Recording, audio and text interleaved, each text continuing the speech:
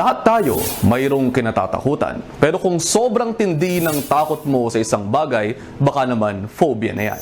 Ang phobia ay isang uri ng anxiety disorder na mayroong kinalaman sa matinding takot sa isang bagay, tao, hayop o pangyayari. Ikinokonekta ang phobia sa bahagi ng utak na tinatawag na amygdala na siyang nag-a-activate ng ating fight or flight response. Kadalasang sanhi ang phobia ng isang negatibo o nakatotromang pangyayari o karanasan. Isa sa mga common na uri ng phobia ang nyctophobia o matinding takot sa dilim o sa gabi. Ayon sa datos 45 ng mga kabataang edad 6 hanggang 12 ang nakararanas ng phobia sa dilim. Posibleng epekto ito kapag ikinukulong sa masisikip o madidilim na lugar ang isang bata. Para sa ilan, nawawala naman ang takot na ito habang sila ay lumalaki. Isa pa sa pinaka-common ang pedophobia o takot sa mga bagay na walang buhay pero mukhang tao katulad na lamang ng manika. Kung kayo naman ay may phobia sa mga clown, coulrophobia po ang tawag riyan. Posibleng ma-develop yan sa panonood ng mga horror movies kung saan mayroong negatibong imahe ang mga payaso. Mahalaga pong malaman ang kaibahan ng phobia sa simpleng takot lamang na mabilis mawala. Ang phobia ay mayroong mga kaakibat na senyales gaya ng anxiety, pagbilis ng tibok ng puso, pagpapawis at pagkahilo. Mayroong mga pamamaraan naman po upang mawala ang ating mga phobia. Kabilang riyan ang psychotherapy o kombinasyon ng therapy at medication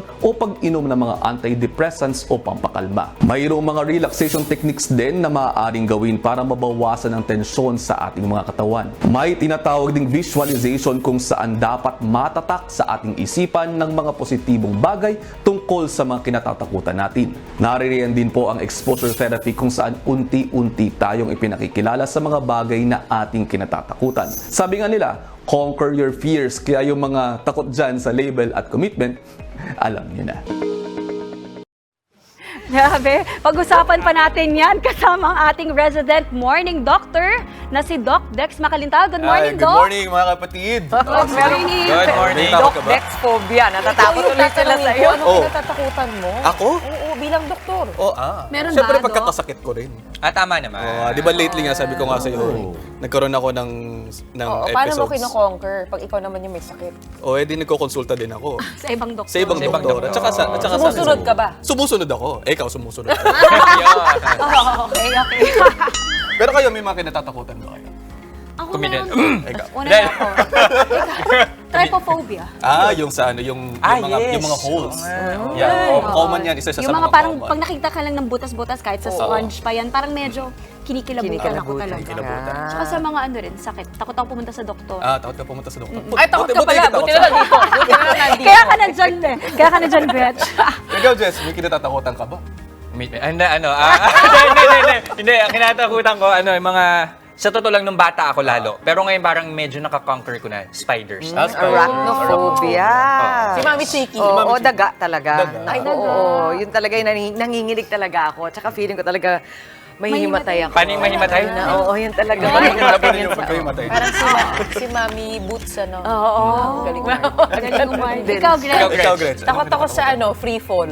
Takot ako sa falling. May Wait, fear wala ako ka pa bang talaga? nagagawa? Hindi, totoo Falling. nga. Meron Talaga? Yung mga cliff diving. Paano yung yung mga... Hindi, okay lang. Wala akong fear sa heights. Sa heights. May fear ako, yung umaangat mahulog? yung, ano mo, Yes, sigura yes. mo. Yung mahulog ang loob. Ayaw mahulog ang loob. Kaya hindi tayo mahuhulog eh. Hindi, pero paano nga ba, ano yun, conquer your fear na lang Yes. bang sagot doon? Hindi, kasi meron din mga kunyari, ito nga, nagkakaroon na nga ng mga hirap ng paghinga, nagkakaroon ng mga anxiety disorders, kinakailangan magpa-check up kasi po pwedeng bibigyan niya ng mga gamot. May mga gamot na binibigay na pampakalma, minsan mga antidepressants kinakailangan din ibigay sa mga pasyenteng ganyan. Tsaka exposure therapy. Wait, interesting yung exposure therapy, Doc. Kasi parang may limit ba yan? Kasi up to what level mo masabi na effective yung exposure therapy? Or when is it, teka lang, baka nato-torture yung pasyente? Inuunti-unti yun. So parang dosing din, no? Katulad na pagbibigay din natin ng mga, yung kunyari sa allergies, di ba, nagde-desensitize tayo, yung tinatawag na desensitization. So ganun din ang ginagawa, unti-unti lang muna. And then, bukod doon, nagbibigay ng positive reinforcement. Doon kunyari, yung sa mga clowns. No? So hindi mo muna ipapakita agad na clowns yung naroon. Kunyari, ano lang muna, mga kulay lang muna. to associate with. Kunyari, itong kulay na Puti, to. Yan, so green lang muna, tapos Yes. red lang muna, pagsamahin mo, tapos may puti, green, at saka red. Tapos unti-unti, lalagyan na ng mukha, ganyan. So yun yung exposure therapy na ginagawa. Oo, at talagang it works. Share ko lang yung sa akin, yung systematic desensitization. Ginagawa ko sa sarili ko, kaya mas kaya ko na yung daga. Inuumpisahan ko sa Mickey Mouse. Yes. Picture ni Mickey Mouse. Tapos, Yung mga picture happy, lang mga muna. positive Tapos reinforcer. yung mga toys na hindi gumagalaw, na mas kamukha niya. Parang kailangan may sistema talaga at scientific ang approach. Kasi kung hindi, baka ma-further traumatize. Pero sila. that has to be guided. That has to be Yeah, guided. oo. At ginagawa yun ng mga psychologists Yes. and May psychiatrists system natin. talaga. Paano yung Alin? yung fear of commitment? Yung fear of commitment. Naku-cure ba yun? Oo, naku-cure naman yun. Ang tawag dun So, sa paano exposure therapy So, doon? expose mo rin yung sarili mo sa sa... Ayun na. Paano yun? Unti-unti rin. Unti-unti rin. Huwag mo naman... Baka Paano ka drawing naman mo, drawing magtitiwala? mo na. Kung walang katiwa-tiwala sa mundo. talaga bang walang katiwa-tiwala sa mundo? Pag may takot ka sa commitment, magko-commit ka muna. Halimbawa, sa oras. Yun muna. Oh, ang dami mo ng commitment ganyan. eh. Schedule. Based on May para experience may ba yan? commitment ka Oh, hindi muna ko pag naman sarili. sinasabi na ako. Hindi Ay, based di ba? from Di ba experience ikaw? to sinasabi ko lang. Ang defensive mo. So anyway, yung mga ganyan na takot sa mga ghosting, takot sa mga Wait, teka lang, totoo ba yan? May phobia talaga sa ganyan? Oh, meron. Meron okay. talaga. Sorry. Meron talaga. Anong tawag? Hindi ko alam kung anong tawag. Pero nauuso siya ngayon. meron. No, kasi merong mga yun nga nahirapan na magtiwala ulit. No, kasi ito para sa relationships na yung atake. So or na-atake din sila ng mga previous So, relationships. nag-heal ba yun? Yes, nag-heal yun. At mamaya Lahat pag-uusapan ng natin. phobia yun. nag-heal. Lahat ng phobia pwedeng mag-heal. Pwedeng Pwedeng mag-heal. Basta Basta unti-unti lang. Basta unti-unti. Pero when is it phobia at when is it Just a intense fear lang? Okay. Intense fear siya kapag kumbaga parang vital for survival ito eh.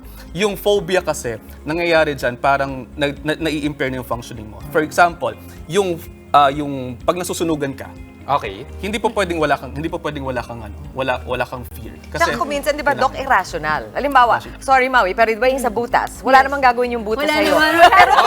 Pero totoo yung nararamdaman mo. Hindi, di ba? Yun yun. Kaya yun na that also. Tama, tama. Ang difference ng yung sinasabi mong OA lang sa may phobia, paano mo malalaman? ang may phobia, nagkakaroon talaga sila ng anxiety attacks. Ay, Ah, grabe. So, wag Yun, sabihin na totoo OA yun. lang. Yes. Malalaman Mag-respetuhin mo yung nararamdaman. Huwag mo naman invalidate yung What takot is ng tao. Yes. Right. Good. Ayun. Mga kapatid, Justin Quirino po. Masayang kwentuhan at makapulahang informasyon ang hatid namin tuwing umaga. Kaya mag-subscribe na at mag-follow sa social media pages ng News 5.